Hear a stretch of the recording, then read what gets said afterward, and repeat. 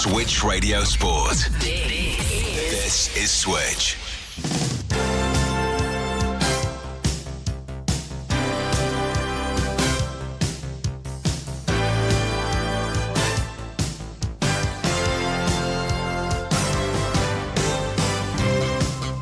Worcester City win that game and they will be in Division 1 Midlands next season. Chance in ball comes to Cheyenne Jarvis, got a chance in the penalty, it gets shot in and goes to the back of the net, and Cheyenne Jarvis gets the second goal for Leaford Athletic this afternoon, found space in the 6-yard box. Back to the edge of the penalty area with the pass, cross in towards the back post, headed goalwards and in! That's a great shot from De Castro! Oh, what a save for Gray! And the red kid 2-0! Stourbridge have won the Division 1 Midlands title. The Women's Football Chat on Switch Radio.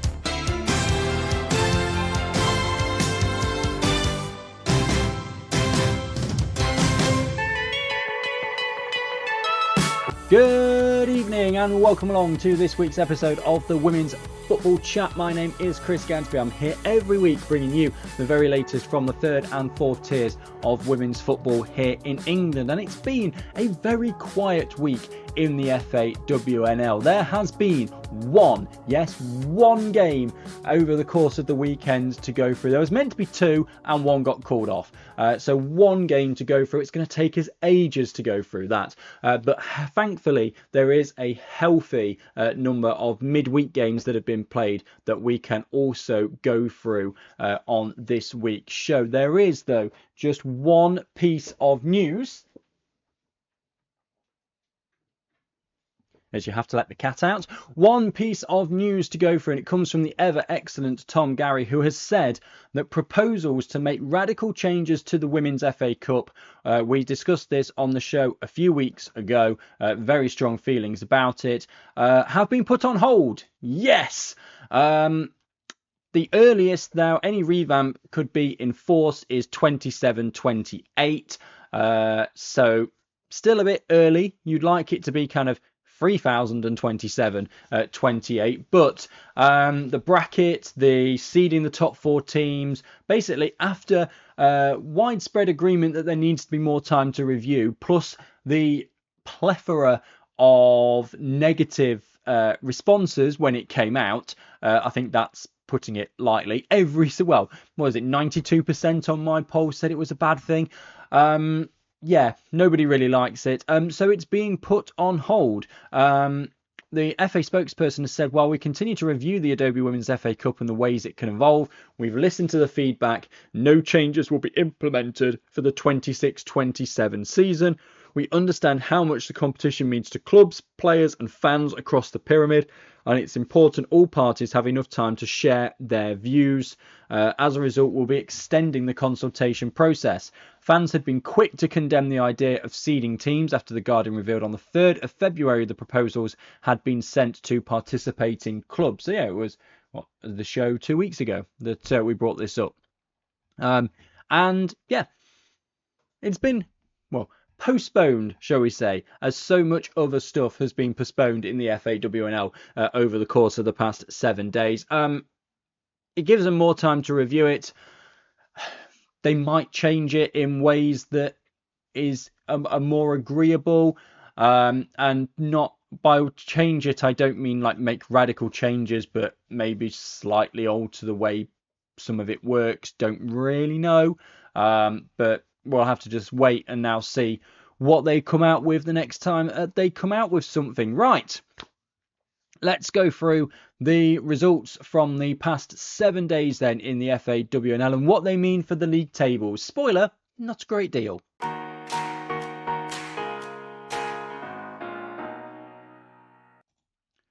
Right, let's start in the Northern Premier Division then. We're going to start with the one game in the entire FAWNL, which was on Sunday. Halifax 2, Derby County 2. Olivia Edwards opening the scoring for Derby. Halifax then turn it around. Phoebe Hollin in 69th minute. Madison Norton in the 81st minute. They were leading until a penalty right at the end of the game, a 95th minute penalty for Derby, converted by Georgia Stevens, and they go away with a 2-2 draw. Then we go into the midweek games. Wolverhampton Wanderers beating Sporting Cowser by 3-0. 2 for Amber Hughes, 1 for Charlotte Greengrass. Stoke City against Derby, a 1-1 draw. Evie Priestley in the 14th minute, Georgia Stevens in the 52nd. West Bromwich Albion beating Rugby Borough by 2-1. Ria Manu and Zoe Creaney with the goals for West Brom. Malika Gill in the 10th minute for Rugby. West Brom turned that game around in the second half. And Halifax 2, Middlesbrough 3.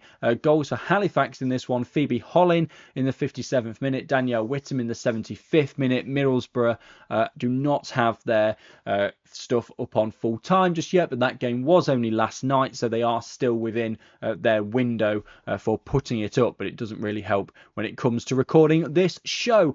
Northern Premier Division table, then, what it means is that West Brom go above Liverpool Feds into the top half of the table. That's the only movement from the week. Liverpool Feds then drop down to 7th. Towards the top, Burnley, 2 games in hand over Wolves. The gap is 4 points. Rugby Borough, after that loss, that's really hit them hard in their hopes of getting into one of those top 2 spots. You look at Wolves, and I know obviously points on the board is better than games in hand, but you look at Wolves and you think they're probably going to get at least 4 points from those 2 games that they've got in hand. So when you look at that, you go, okay, that's now an 11-point gap that Rugby Borough have got to make up. They have 21 available, and therefore you need to be 4 games better out of the last 7 of both Burnley and Wolves in order to get yourself the hope of getting into that playoff spot. So I think it was very likely anyway. I think it's now pretty close to certain that Burnley and Wolves are going to be the top 2. Stoke City in 4th can get to a maximum of 45. Middlesbrough in 5th can get to a maximum of 43. West Brom technically still can get to 45 as well if they win all of their remaining games. So 45 is the number to eliminate everybody other than the top 3 from contention. So for them to still be in there, you're going, okay, Burnley, are you going to only get 1 win out of your last 7 games? No. So it is that race between the top 3. Realistically, it's probably Burnley and Wolves who are going to be going up to WSL 2 and going into the playoff. It's just a case of which way round is that going to be. Towards the bottom, Loughborough Lightning, Sporting Cowser, 7 games to go. It's a 7-point gap to Derby. For Loughborough Lightning, Derby picking up 2 points this week has just made their position a lot healthier. They've gone from a 5-point gap to a 7-point gap, which of course is crucial because it ticks it from 2 games to catch to 3 games to catch for Loughborough Lightning, and for Sporting Cowser really as well. But Derby with 6 games to go now. I mean, they are in just 1 point away from 7th and 3 points away from 6th, given the tight nature of the bottom half of the Northern Premier Division. But I think it is now starting to look like that's a gap that might be a bit more insurmountable for the likes of Loughborough Lightning. I mean, they've got plenty of games against teams in and around there. They've still got to play Hull. They've still got to play Halifax. They've still got Feds. They've still got Sporting Cowser on the final day of the season. So if you take out some of the other games, like the one at home to Wolves, the one at home to Stoke, who are in 4th, then you start to look at the other games they've got left and go, okay, that's must win. And then you start to look and maybe time is perhaps running out for those teams there.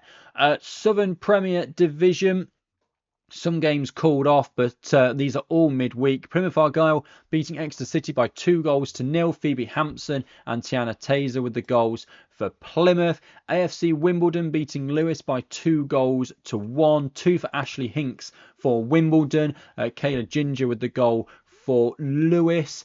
Billericay Town losing heavily to #United by 10 goals to 1. 4 for Honor Norton, 2 for Sorrow Welsh, 1 for Isabel Tomlin, Alicia Mulvaney, Mallory Mullen and Emma Samways in there. So big win for #United. Oxford United, great win for them at home to AFC Bournemouth. Holly Manders in the 63rd minute with the goal for Oxford United. Bedford against Watford postponed, and then Cheltenham Town 2, Gwalior United 2, the game from last night. Gwalior United coming from 2 goals down in that game to get a draw. What it means for the table is it suddenly doesn't look quite as good for AFC Bournemouth. They lose their first game of the season. So Watford, there is no movement at all in the Southern Premier Division after the games this midweek. Watford remain top. They've now got a game in hand over Plymouth Argyle. But crucially, they've now got, because their game was postponed, 2 in hand. AFC Bournemouth have only got 2 in hand on Watford, and they are 5 points behind them. So if Watford win both of their games in hand over Watford, they'll only go 1 point in front. Now, what is particularly exciting is that if those two continue to go toe-to-toe throughout the remainder of the season, which you suspect they probably will do, final game of the season, Watford at home to Bournemouth. That has the prospects to be extremely exciting.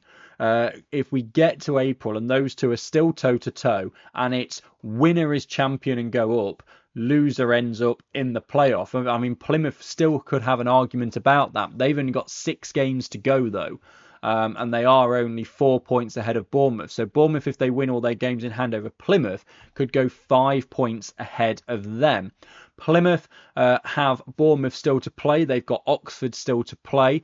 They've got Real Bedford still to play. So Plymouth have got 3rd, 4th and 5th still to go. And 6th, actually, in Lewis, still to go in their running. So Plymouth are a side who are going to perhaps struggle to pick up maximum points because of the nature of the teams they've got to play. When you compare it to the likes of Watford, and this is nothing against the teams that Watford have got to play, but you look at Watford, who have got Cheltenham, who are 8th, Billericay Town, who are 12th. Yes, they've got Real Bedford, who are 5th. Then #United, who are 9th. Exeter, who are 7th. Gwalior, who are 10th, before they take on Bournemouth. So you compare Plymouth, who have got to play pretty much all top half teams, to Watford, who are playing pretty much all bottom half teams. And it begins to look a little bit perhaps more unlikely for Plymouth to end up towards the top. Then Bournemouth, they've got all their games in hands. They've still got 9 games to play. So they've got to play pretty much everybody, but they've got Gwalior, who are down in 10th. They've got Cheltenham, who are in 8th. They've got Exeter, who are 7th. They have got that game against Plymouth, but they've got Wimbledon, who are 11th.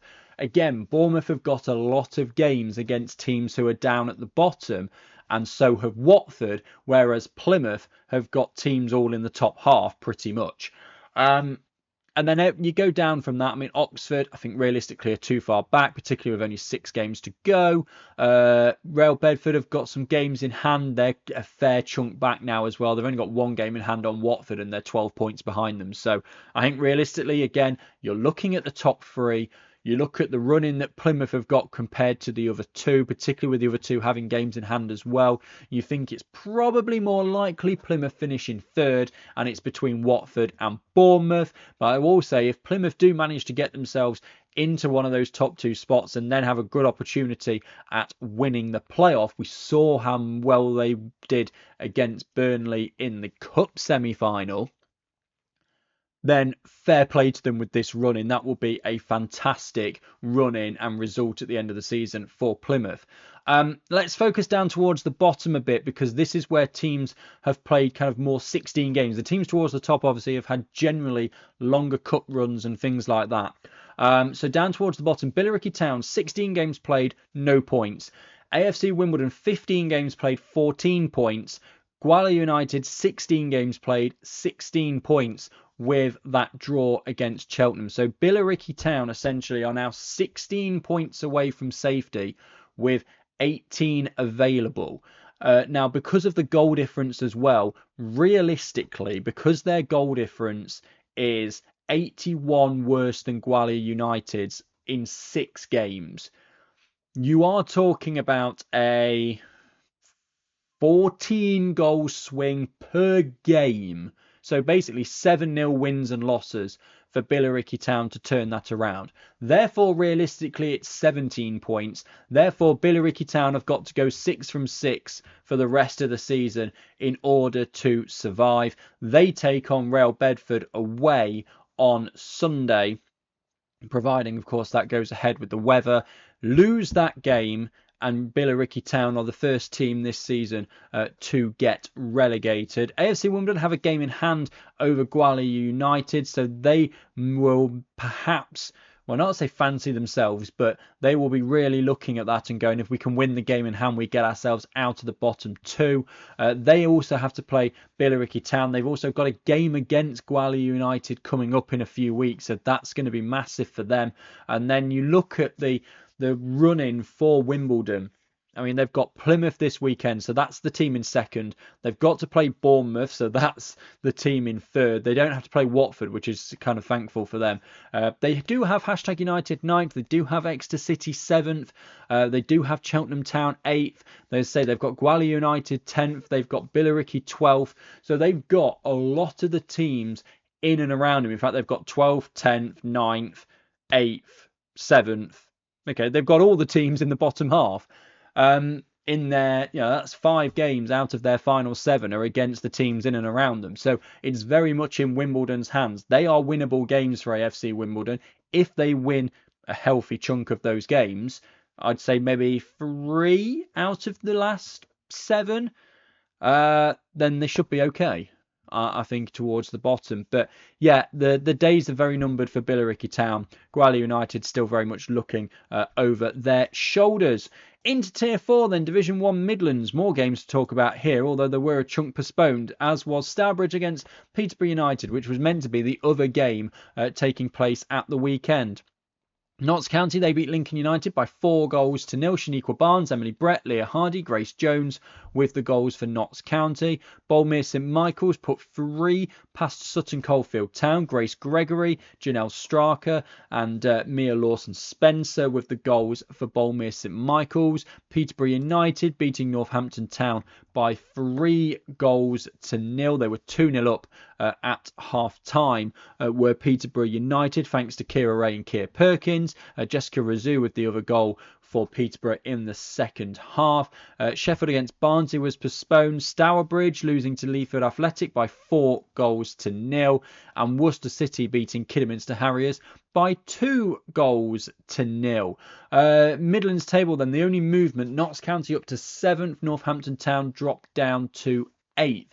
Towards the top then, still a lot of games to go for some of these teams. Peterborough United with 8 left, Boldmere St Michael's with only 6, and Peterborough United with a much better goal difference as well. It's a 7-point gap to Leafield Athletic, who are 3rd. They don't have any games in hand on Peterborough United. They have 2 games in hand on Boldmere St Michael's. The goal difference is kind of negligible, really. It's 7 at the moment. Leaford Athletic are more than capable of making that up with the 2 games in hand, particularly, and again, nothing against the teams down towards the bottom. Leafield still have to play both games against Lincoln United. They've not done that yet. They've still got to play Kidderminster Harriers as well. They've got Sutton Coldfield Town, who are 9th, so they've got 2 games against 12th, a game against 10th, a game against 9th, a game against Notts County, who are 7th. Yes, they do have to play Peterborough United. That's a big game coming up this weekend. Then final game of the season, and it looks likely that this may well have an impact away at Boldmere St Michael's, and we know the feelings between Leafhead Athletic and Boldmere St Michael's, so that could be a very fiery game. They are anyway, and if that has an impact on who ends up in the playoff spot or automatic promotion, that could be a very, very interesting game.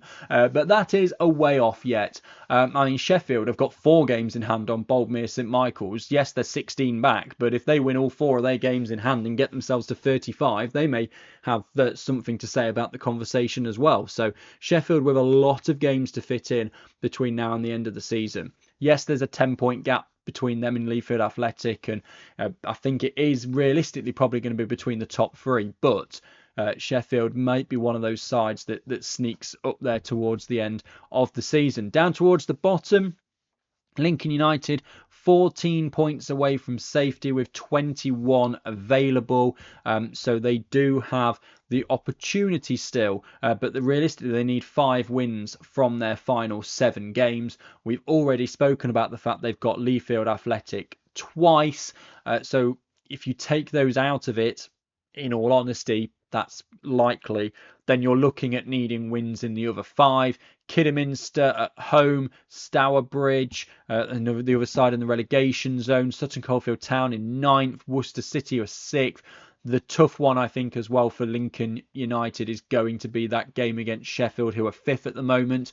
But also, of course, these sides, your Kidderminster Harriers, your Worcester Cities, your Sutton Coldfield Towns, they all know that they have already played Lincoln this season and won. Lincoln's point has come against Northampton Town with a home draw. So all the teams that Lincoln have got to play know already that they've been there. Well, not necessarily they've been to Lincoln, but they've played Lincoln and they've won. Kidderminster Harriers, they won 4-2. Sutton Coldfield Town, they won 3-1.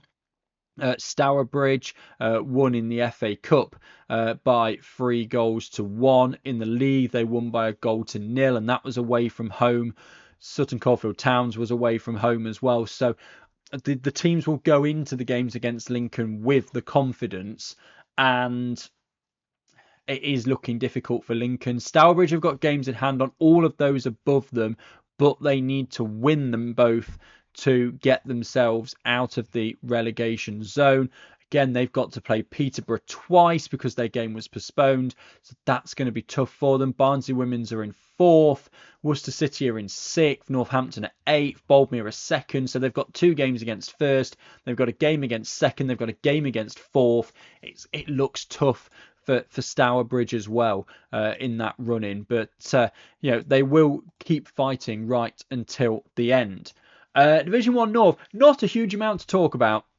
Stuff got postponed, as it seems to do a lot in Division 1 North. Chorley beat Blackburn Rovers by 5-1, 2 for Nicola Worthington, 1 for Molly Wood, 1 for Taylor Gunn, and 1 for Olivia Ellinson. The goal for Blackburn has not been put on the system.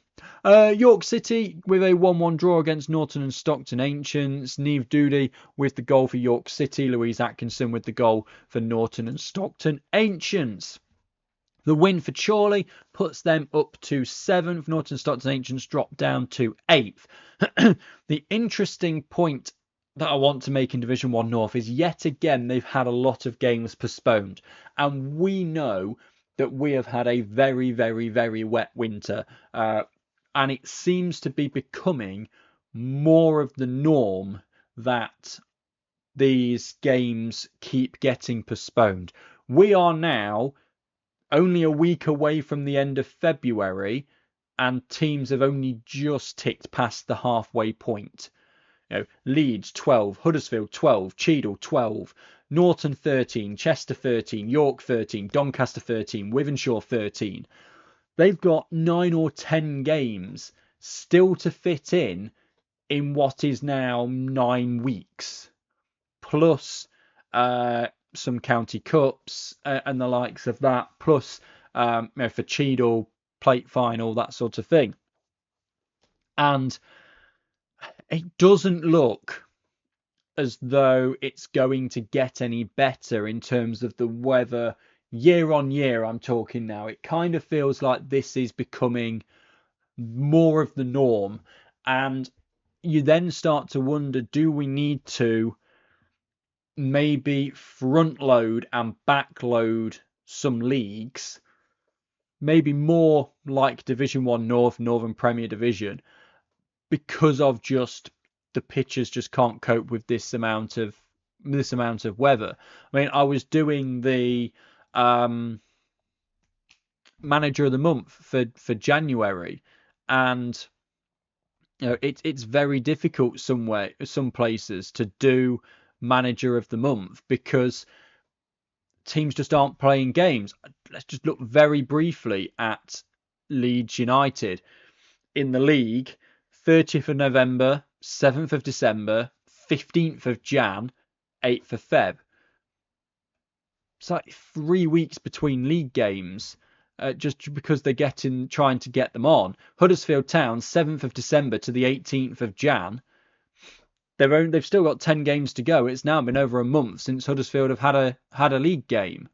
Wivenshaw last game 1st of Feb. Stockport last game 25th of Jan. Then you've got teams that were able to play in midweek. Chester Street Town 25th of Jan. Doncaster 1st of Feb. The problem is, it's all well and good saying, okay, we'll have a winter break, but there's so many FA Cup games you've got to get in early doors.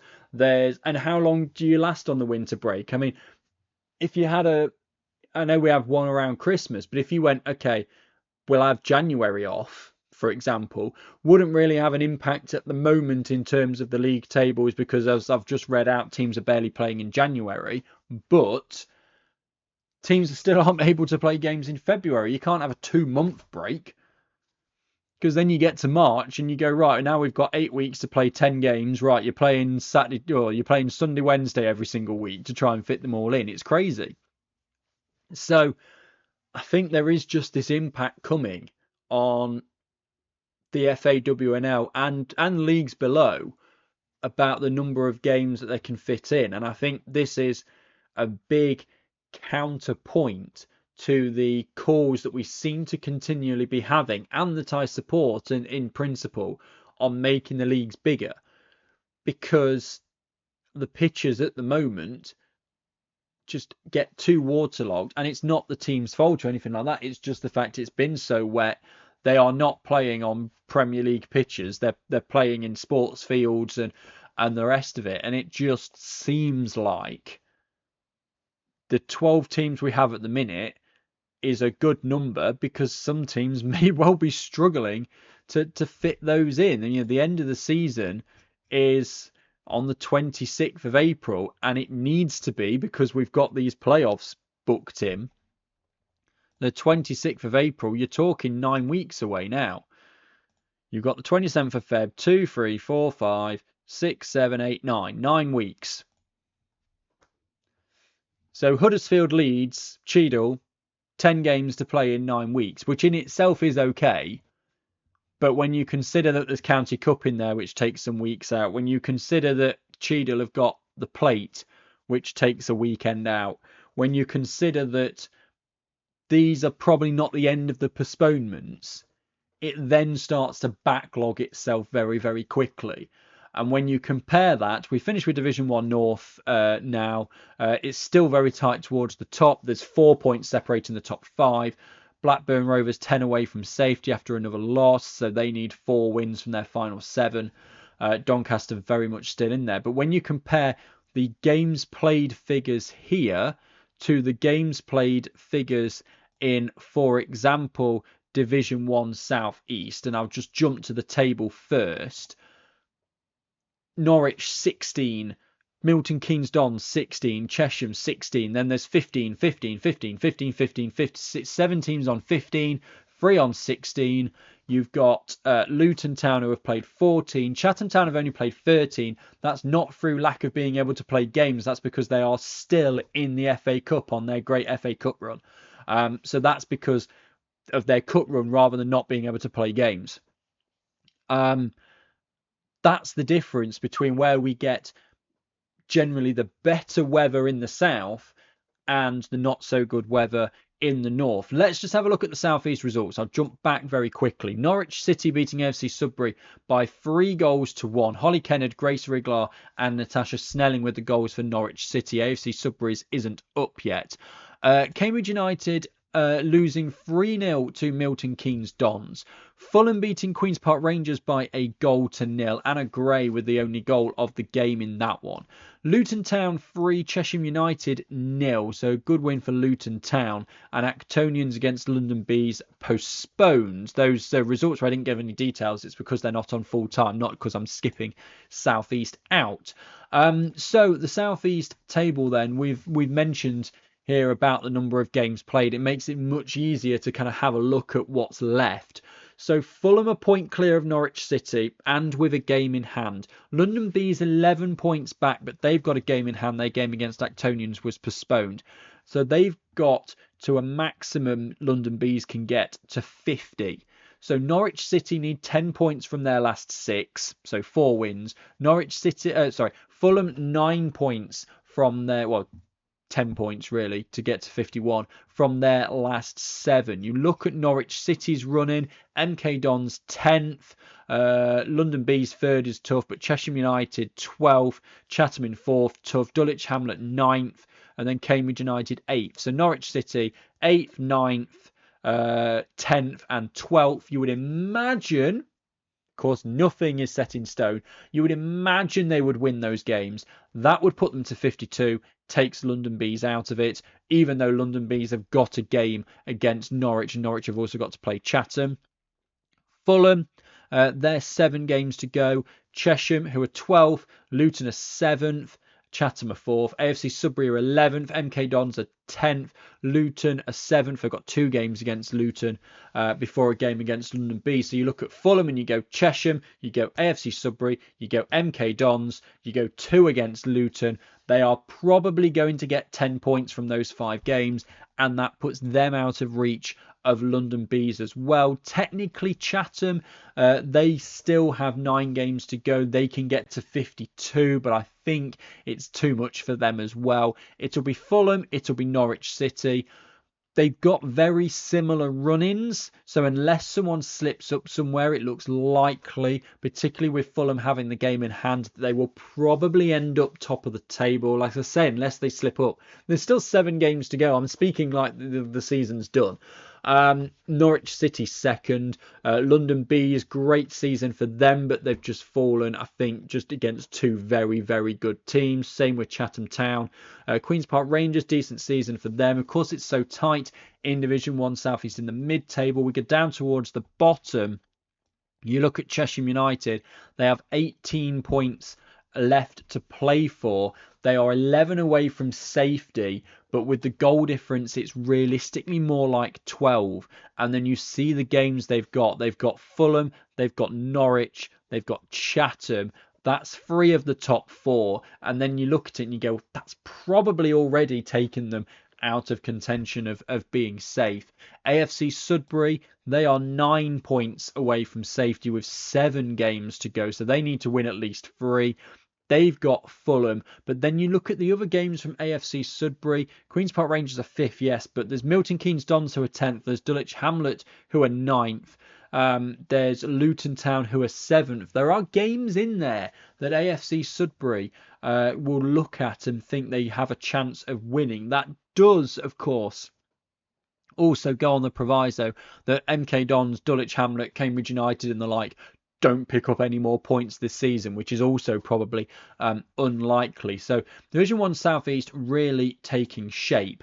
Division 1 South West, last league to look at for results. Abingdon against Maidenhead postponed. Bournemouth Sports 1, Moneyfields 3. Emily Phillips with the goal for Bournemouth Sports. Moneyfields 2-1 up at half time, winning by 3-1.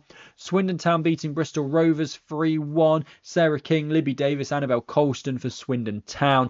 Amelie Gould for Bristol Rovers had actually put them in front before Swindon Town turned that game around. Marine Academy Plymouth against Bridgewater United postponed. Portishead Town 2, Keynsham Town 1. Great win for Portishead Town last night. The Great Escape may well be on for Portishead Town. Southwest table looks like this. We're going to start actually towards the bottom. 16 games played for all of the bottom 3. Worthing are 6 points away from safety.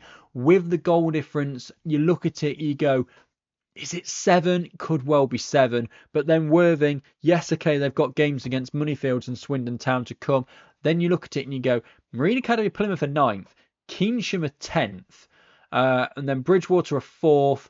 Abingdon United are 6th. So you look at Marine Academy Plymouth, you look at Keynsham Town as kind of the big games for Worthing to target. Then they've got to try and maybe get a draw against an Abingdon or a Bridgewater United to try and survive. Portishead Town, though, the win against Keynsham and the win against Worthing in the last few weeks as well has really kind of put them back into the conversation. The win against Keynsham was massive. I mean, if you imagine that Keynsham won that game, Keynsham would be on 16, Portishead would be on 7. It's a 7-point gap to what then would be Marine Academy Plymouth with a much worse goal difference and 6 games to go. As it is, it's 3 points with a goal difference which is about equal with Keynsham. You look at Portishead's games to come, they've got Bristol Rovers 3rd, Bridgewater United 4th, Maidenhead United 5th, Swindon Town 2nd. So they've got 2nd, 3rd, 4th and 5th to play. They could spring a shock. Let's take those games out of the equation for a moment. They've got Bournemouth Sports, who are 8th. They've got Abingdon, who are 6th. So they've played the teams directly in and around them, Portishead. They're just going to have to fight for absolutely everything to try and get themselves over that line past Keynsham or Marine Academy Plymouth. My gut instinct says Bournemouth Sports probably have done enough. Key thing to note with Marine Academy Plymouth, they have 3 games in hand. Towards the top, Moneyfield still a point clear of Swindon Town. Swindon Town have a game in hand. Bristol Rovers with 6 games remaining are 8 points behind Moneyfields. I think they're just going to run out of time, Bristol Rovers. They need to be 3 games better than Moneyfields towards the end of the season. They do still have to play Moneyfields. They've got teams that they can beat: Portishead, Keynsham, Marine Academy Plymouth. So Bristol Rovers very much kind of in a situation where they can get plenty of points, but you suspect that with 6 games to go, to be 3 games better than Moneyfields, when Moneyfields have got Worthing, Marine Academy Plymouth, Keynsham Town still to go, you just feel like it's probably not going to happen for Bristol Rovers. I do also feel like the Moneyfield Swindon Town race is going to go right down to the wire. Even with Swindon Town, if they win their game in hand, they go 2 points ahead of Moneyfield. So it's still catchable for Moneyfield. Final day of the season, Moneyfield's at home to Swindon. So with that, with the one in Division 1 Midlands between Boldmere and Leafield, there was another one as well, which I've forgotten now. I'd have to get back on the recording to find out what the other one was. But there's so many games right at the end of the season, the way it seems to have worked out, where it's going to come down to that final game. It really is. And that means there's something to fight for right the way to the finish. Right, let's have a look at the fixtures coming up in the next 7 days.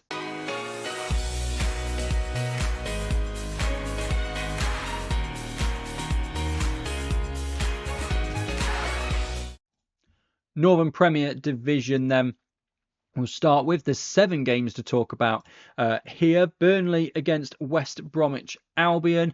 That's 1st against 6th. Derby County taking on Sporting Cowser is 10th against 12th. That feels like a big game towards the bottom. Loughborough Lightning against Liverpool Feds, 11th against 7th. Middlesbrough take on Stoke City, 5th against 4th. Wolverhampton Wanderers against Hull City, 2nd against 9th. And Rugby Borough against Halifax, 3rd against 8th. Then on Tuesday night, it's Hull City against Loughborough Lightning. So Loughborough, this is their game in hand over the likes of Derby.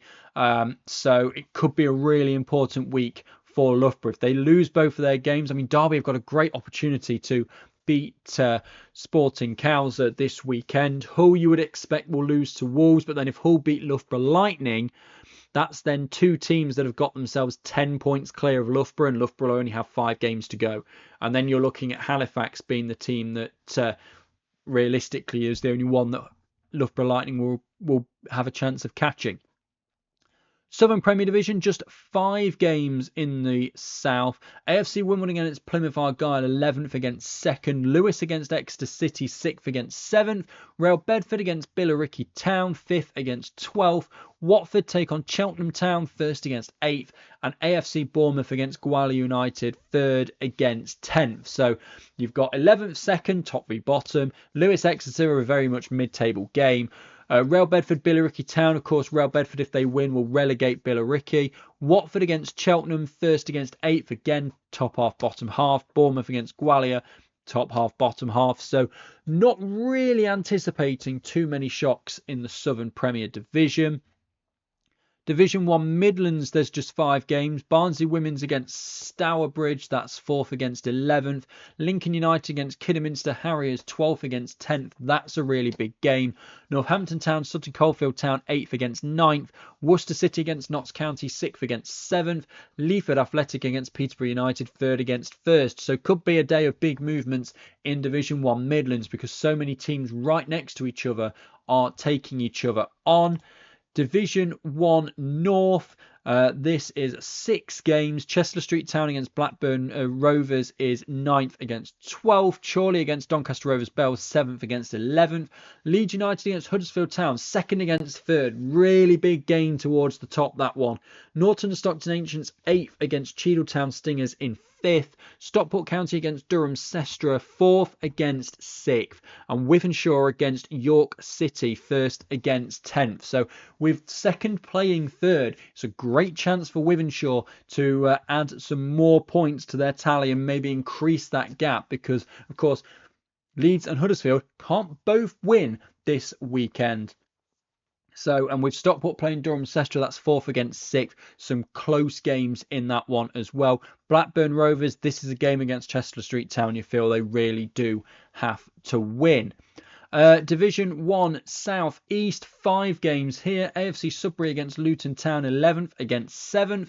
Cheshire United against Fulham, 12th against 1st. So very much top versus bottom. Well, it is top bottom versus top, really. London Bees against Dulwich Hamlet, 3rd against 9th. Queen's Park Rangers against Cambridge United, 5th against 8th. Milton Keynes Dons against Norwich City is 10th against 2nd. Into finally Division 1 South West. Bournemouth Sports against Swindon Town, 8th against 2nd. Bridgewater United against Ascot United, 4th against 7th. Bristol Rovers against Portishead Town, 3rd against 11th. Keynsham Town against Abingdon United, 10th against 6th. Worthing against Marine Academy Plymouth, 12th against 9th. We've spoken about that being a big game towards the bottom. And Maidenhead United in 5th against Moneyfields in 1st. You will have noticed it's not quite a full programme. That is because we still have 2 FAWNL sides in the Women's FA Cup, which is this weekend. Birmingham City are hosting 4th tier Chatham Town tomorrow, and Oxford United are hosting Charlton Athletic on Sunday. Best of luck to both of our remaining FAWNL sides taking part in the Women's FA Cup this weekend. That will about do it then for this week's episode of the Women's Football Chat. So some really big games coming up in the FAWNL this weekend. And of course, best of luck to both of the teams taking part in the Women's FA Cup. They might, of course, just be able to get a shock underway and get themselves into the next round. Quick update before I go on the Football Manager database. We're getting there very, very slowly, but we are getting there.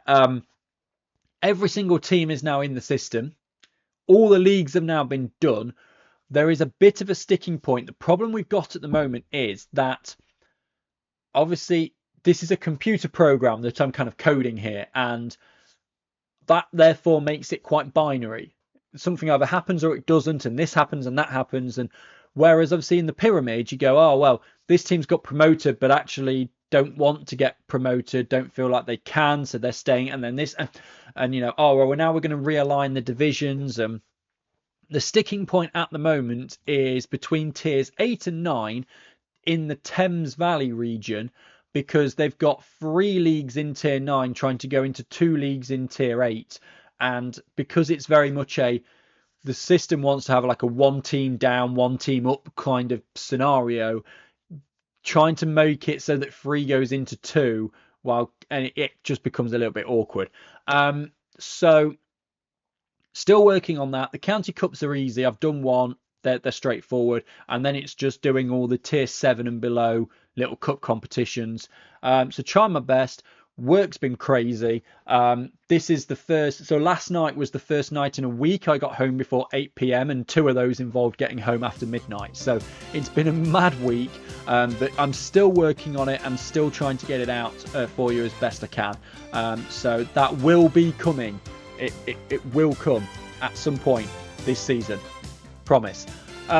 So still working on that. I'll be back next week with all of the very latest. We might, of course, have our first relegation. There are some huge games taking place this weekend. We'll see what implications they have to the table. Thank you very much for watching this week's episode of the Women's Football Chat, and goodbye.